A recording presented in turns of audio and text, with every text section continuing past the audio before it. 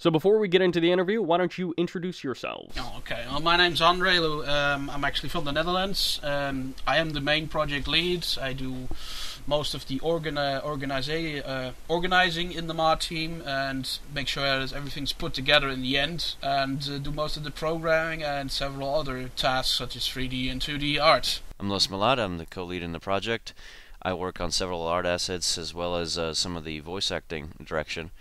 And anything from models to textures to even level design is something that I take part in. So how many people actively work on Rise of the Reds, and how did you all meet? Well, most of us actually met each other through modding communities or basically just on the forums that we have, and we have roughly 8 to 10 people working on the core team, and then some other people who are more specialized in helping out with certain tasks such as programming AI, or occasionally the models and some texturing. And then we have roughly a group of 20 beta testers, which we usually select from forum members, depending on how active they are and how much dedication they show into for what they like in the mod. And depending on that, we basically just choose them and ask them if they would like to participate and show them what kind of things that would include, and then they just get set on board, and then they will be able to play the internal betas that we actually put up every once in a while. All right, and then so there used to be a different team working on Rise of the Reds? Yeah, that's correct. The original mod basically started back in 2004, or probably even before that, but those were just a bunch of people who were just like everybody else around that time, who were just learning how to mod this game in general. A lot of the things back in the day were really, really simple, and there wasn't really as much as back thought about these things back in the day for mod projects in general. I mean, most people, including myself, were just like in their mid-teens or their late teens. So obviously we had an entire different vision upon things like that back in the day. I wasn't even part of Rise of the Reds around that time. I actually heard about it a couple of times, but wasn't actually part of it. After that, the whole thing got revised. It moved to a different forum. That's where I basically joined in, and actually got to meet Lewis there, who was taken on board as a concept artist, who was also posting his art that he actually drew on paper on the forum, say hey, I would draw this, would you like to maybe add this? And based upon that, he was taken on board, and after that we had the first release and for this project around in 2006, I believe. And after that, the mod basically more or less fell into hibernation, I guess you could call it. After which we had a bit of an argument with how it should be run, and we eventually took over from the other guy who was basically working on it, and he agreed that it would be alright if he would use his art assets for the time being. And that's where we took over and re-released the new version under the management that we currently represent today in 2008, and we have been going on ever since. Yeah, like you mentioned, I was brought in, funny enough, I was just like any other fan. I would just look for a mod after I got bored with Zero Hour, and I came across Rise of the Reds, and that's actually where my nickname came from, something to be relative to the mod itself. It kind of stuck, so as I came in drawing concept arts, one including the original Tremor design, or the actual structure itself, not the canon. And because of that, and a couple others, they actually asked me to see if I wanted to join the team, and I ended up doing so. And I met Andre through a different concept piece, the War Fortress, which some people know from Shockwave, and through that, since Andre actually created the art asset itself, we kind of grouped up, and I eventually joined Shockwave, and the rest is history. Yeah, I don't think very many people actually realize that there were multiple teams across the years working on Rise of the Reds. No, it's just because before we basically took over, it didn't even really stand out as much as it does right now. And even though we are aware of that, we put a fair amount of attention to details. The actual statistics are still very impressive. Yeah, we've from what it was back then to like now. I mean, I looked at the Facebook stuff, and it's just like, or ModDB, and we've tripled the amount of whatever we ever were back then. Yeah, no, that being said, Rise of the Reds is one of the most popular mods for CNC, and just one of the most popular mods ever on ModDB. So why don't you kind of go briefly into how it all got started, if you know who came up with the original idea? Well, the original idea was from somebody who I only know by the original online alias that he was using, which was Red Army. I think it was somebody from the Chinese mainland, actually, but I'm not entirely sure about that part. And they were basically the first team who actually worked on this, and that was basically also when the Russian faction was still supposed to be, like an pseudo incarnation of the regular two Soviets in that regard, because a lot of people actually, especially in the modding community, kind of missed the Russian Soviet faction in the actual game. So a lot of people, and not just themselves, were actually making mods to basically re-add them in that regard. And that's basically how the original mods get started. And although over the course of the years that the development teams changed and we eventually took over, the direction has taken an entirely different route. Alright, so what made you want to make the mod, and what has kept you motivated after all of this time? Because it has been a several-year development cycle, so if you could just touch on that. Yeah, well, basically a lot of us, some of us actually work as professionally in the industry, doing either game design or just graphics design for either movies or games, for online games and stuff like that. I'm not entirely sure, but probably Lewis could have worked that in a bit more himself afterwards. I myself, I'm purely do this as a hobby, basically, and I always personally had the motivation doing this in such a way. I do really enjoy playing the actual game, which is something I think a lot of game developers nowadays might not do as much as they should. We don't just develop the game, we actually play it quite a lot on LANs and online as well with each other and check it out, see if it feels right. And due to the fact that we're something that the fans may not realize, we're actually fans of our own work as well. We really enjoy making all this individual art. It's a nice way to actually improve your skills and get to work in a team. It's overall a lot of fun for us to do as well. Obviously the appreciation that only is also a very big motivation factor for us. And in the end of the day, all the work that we produce for this, even though it's entirely free and we don't actually make any money out of it, it's actually still going to pay off in the long end, because we have a lot of nice stuff that we can put on portfolios and all that kind of things. And that's it's kept me motivated for quite a long while, and I don't really have any intention of stopping anytime soon. I basically started just because I was wanting to create something else, and just because I was led into the old Rise of the Reds team, it pretty much let me make some of the stuff I've been wanting to make for a very long time.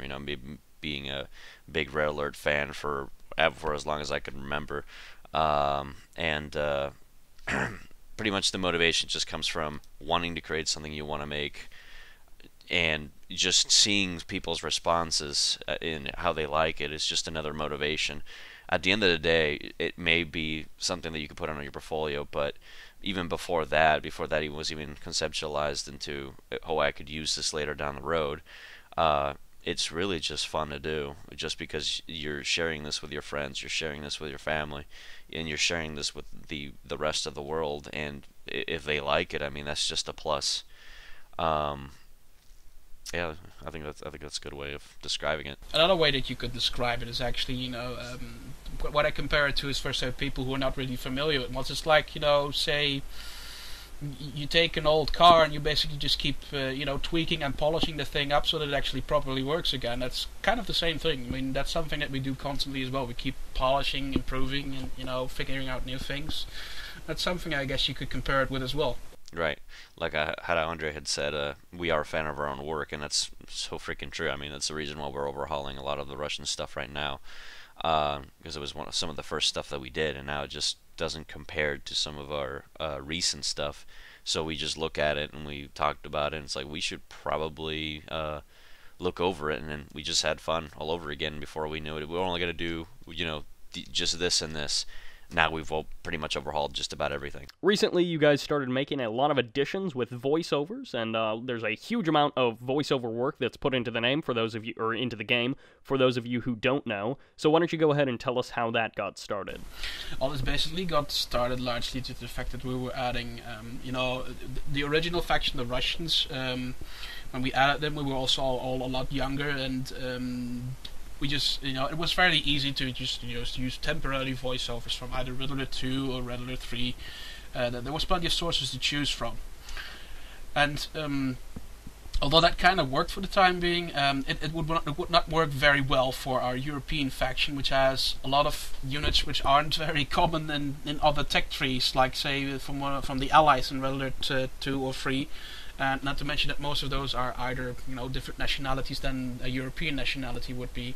So we actually took up the endeavor to actually recording our own voiceovers, including some of our. I actually did a few of them myself, and in that we actually made an entirely new set of voiceovers for all the individual European units, so that we could it would obviously give us a lot more freedom in what kind of voices we want to have, and it would actually represent them as a faction as we have always intended it. A lot of the recording actually started when I was back in college. We actually had a recording studio, and I asked the professors and everything over there if we could actually utilize it for the mod.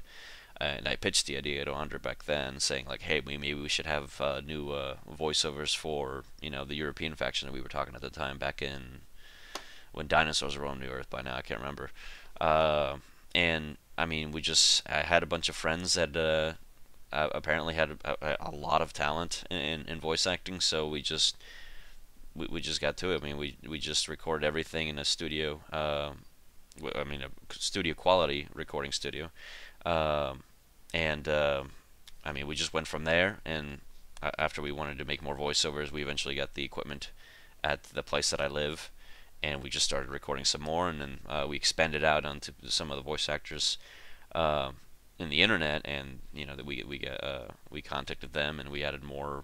I mean, pretty much we just had a bunch more voice actors, and it just kind of exploded, pretty much leading to having just about the entire European faction voiced by some of our voice actors and have custom voices. Yep, and including some of our own, and we're actually now in the planning phase of doing the same thing for the Russian faction, for as much as that is possible. I mean, not everybody is capable of doing a Russian accent or a pseudo-Russian accent, but we are fully committed into actually getting all of the units voiced by our own voice actors or ourselves. Yeah, we're still looking for that. That's going to be a pain. Did any of you work on previous mods, or was this sort of a first experience for you, and how did that affect development? Well, it certainly wasn't my first experience. I mean, I first started making, modifications limited to modifying weapon and damage stats for games in the late 90s for some games.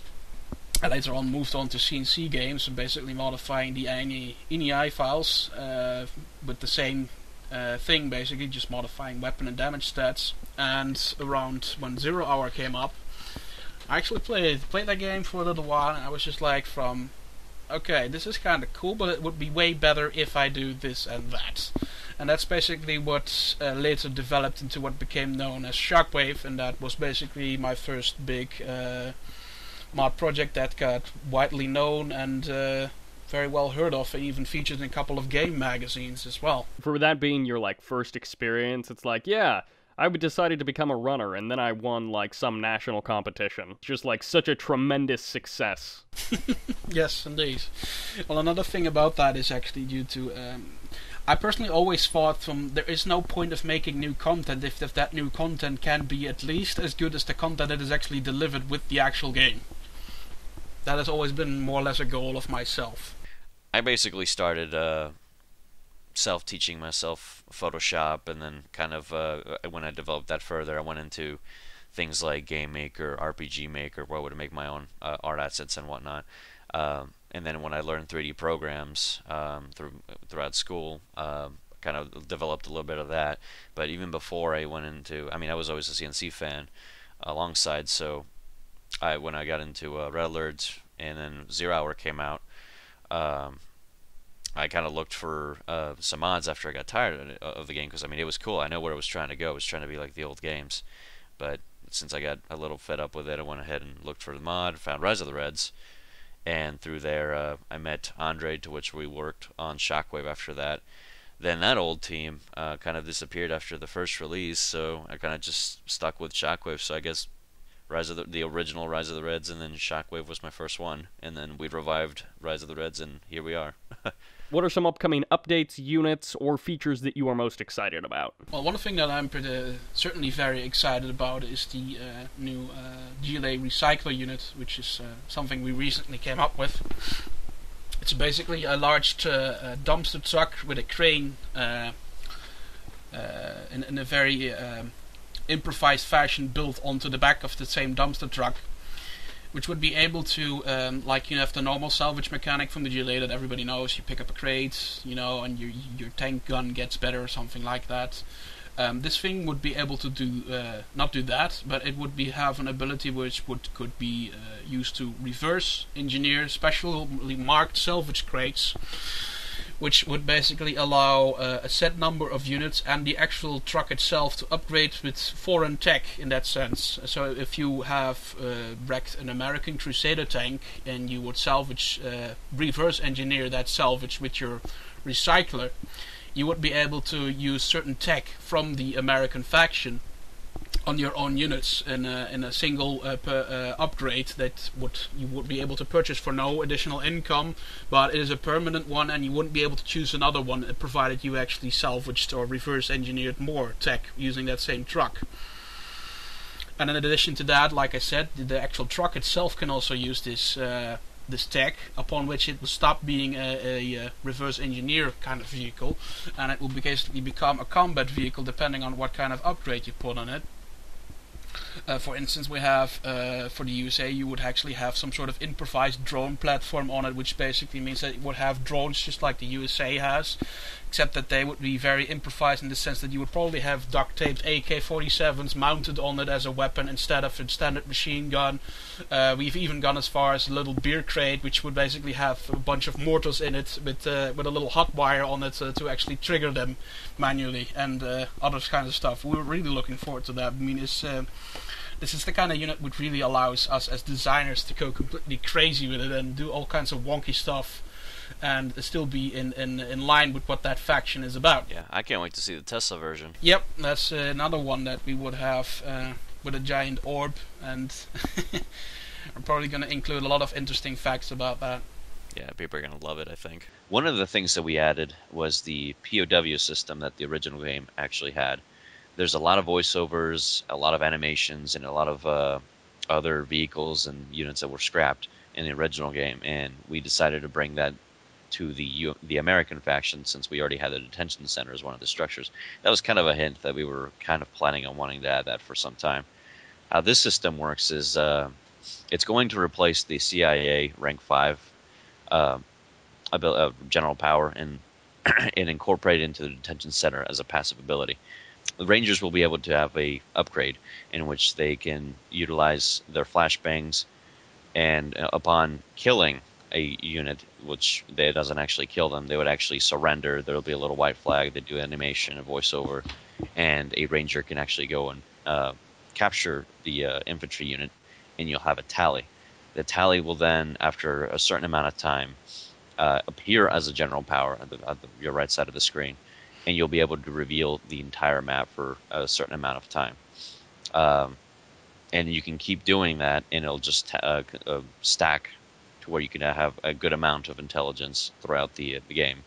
And I think that will be a pretty interesting system for the U.S. It'll actually give them the surveillance capabilities that are far beyond what our other faction has, and bring back something that was scrapped from the original game. Originally, the European Research Center had 3 different protocols: the Manicore, the Pandora, and the Venom. The Venom system is a system in which you unlock exoskeletons. This will enhance your infantry. This will also unlock a brand new kind of pseudo-hero unit. And the Venom suit will be a robust, mobile killing machine, basically piloted by an individual. It's not some sort of mecha robot thing. No, it would be a human or a man or a woman inside the suit, and you'll be able to utilize different weapon systems, as we'll reveal later. But it's incredibly mobile, and we're hoping that it'll be a lot of fun for everyone. You'll also be able to unlock a couple of other units throughout this protocol, just like the other systems, and it'll focus around infantry. So, and another thing that would be very interesting, which something that a lot of fans have been asking us about ever since the first time we actually showed off this particular render, is of the Topol ICBM launcher, which is a mobile intercontinental ballistic missile launch platform. We've actually showed this render a long time ago. I think as far back as somewhere in 2009, maybe even. But this unit wasn't scheduled to be actually in any of the versions that we recently put out, up until the current one, which we are now working on. It's pretty cool how that actually came out. It's basically just deploy the truck, or and also we also have a structure-based variant of this same weapon, which you could build at your base in case you don't want to fire the missiles on that long range, because they do have a limited range, just like the European howitzer batteries do, which basically just show on the mini-map how far you can actually fire the barrage. It's the same mechanic for these missiles. What's new in this case, however, that every single missile is actually very, very powerful by itself, but there is some time before it actually hits, and you will actually, both you and the opponent will actually be informed that one of these missiles is approaching through a little warning sound and a little animation that is seen on the actual area where the warheads would actually impact. And every single missile actually has to be purchased. The actual launcher and or the structure are actually quite cheap and very fast to build, but the most of the time will actually be done in the way that you actually have to wait for the missile to be produced. And obviously the trucks who transport these missiles are obviously very vulnerable targets. So once you actually arm them with a missile, you probably want to launch them at some useful target as soon as possible, or otherwise keep them well defended, because they're obviously prime targets, because it's a very expensive missile, and then if you lose the structure, you will also lose the investment in the actual missile that you have. So we're all very excited with the recent updates, but tell me, is there going to be a 2.0? A 2.0 release is definitely still on the schedule. Like I said earlier in this interview, I definitely don't have any intention of stopping with this project anytime soon. It's just that we're first obviously going to finish the current one version that we're working on, and then we're probably going to jump straight onto that one.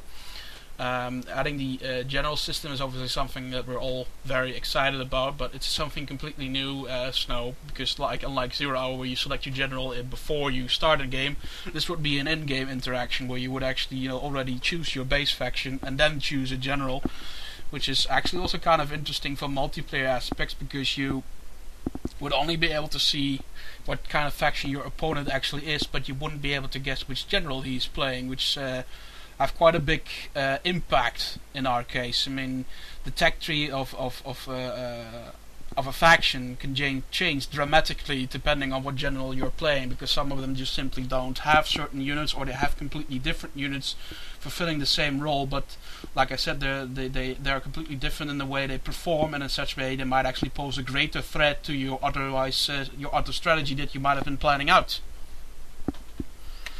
But it's definitely still on schedule. I'm not sure if we can make it in this year, but it's definitely going to be around sometime next year. Do you want me to cut out the definitely going to be around next year? No, that seems fine. The 8.2... the 1.82, which I think we should call 1.85 because of the amount of content that we've been putting into that. We're definitely going to put that one out, I don't know what's realistic, by the end of the summer maybe, or something like that, I'm not sure. And then we're going to go work straight on to 2.0, but that one will require quite a lot of work on everybody's hands, and it was part of the project. But the way our progress is going currently, and it has been going for quite a while, I would say that it's fairly realistic that it would be done by next year. But if I may add, I think we're going to make it happen. Mm-hmm. All right, awesome. Well, this has all been very interesting to hear, and I know personally I'm excited for every version that comes out. Rise of the Reds has been probably the mod that I've followed the longest. I think I did follow it before you guys had a hold of it. I enjoyed it then, I enjoy it now. So everyone who's watching, you guys, of course, be sure to check out Rise of the Reds if you haven't. And seriously, if you're one of the guys who just really doesn't like mods, just give it a shot, and it may very well change your opinion. So any last words? Yeah, well, just keep be sure to keep checking out our Facebook and ModDB pages, or if you feel like it, jump into the forum, and you might be able you will also be able to interact with us personally on the forums and keep track of some stuff that we're doing. And we do actually also post exclusives on the forum every once in a while, so there's definitely a reason to actually stick around. There's going to be some cool stuff coming up soon, so stay tuned.